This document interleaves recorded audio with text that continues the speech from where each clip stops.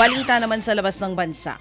Nadagdagan pa ng 56 patay habang 29 naman ang sugatan sa gitna pa rin ng digmaan sa Gaza Strip. Dahil dyan, sumampa na sa halos 33,700 ang kabuuang bilang ng mga Palestinong namatay sa gera. Ayon sa United Nations for Women, 9,000 sa mga ito ay pawang mga nanay.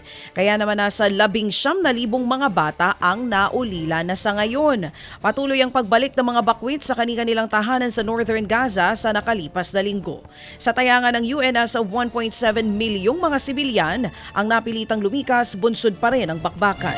15 presidente po naman ang patay matapos pong magpaulan ng missile ang pwersa ng Russia sa Chernihiv, Ukraine. Sa tindi ng pinsala ay marami pong infrastruktura at sasakyan ang nawasak. Kabilang din sa napinsala ang ilang pasilidad sa Chernihiv Hospital. Wala pa hong pahayag ang Kyiv at Moscow sa nasabing pambobomba. Lubog pa rin sa baha ang maraming lugar sa United Arab Emirates at Oman sa gitna pa rin ng pananalasa ng masamang panahon. Una na kasing kinumpirma ng isa sa Weather Bureau ng UAE na nagsagawa nga ang kanilang ahensya ng cloud seeding. Matatandang nakararanas ng matinding tag-init at tagtuyot ang bansa.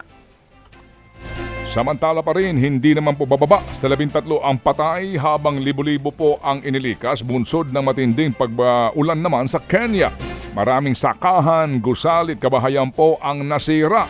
Sa datos nga po ng kanilang Weather Bureau, posibleng magpatuloy po ang malakas na ulan sa mga susunod na araw. 2 sugatan matapos bayuhin ng buhawi ang Kansas at Iowa sa Amerika. Dahil dyan, sangkaterbang weather advisory ang inilabas sa mga otoridad sa dalang panganib ng tornado. Ayon sa ulat, maraming kabahayan ang nawasak malapit sa New London habang nakikipag-ugnayan ng kanilang Weather Bureau sa Des Moines sa Iowa.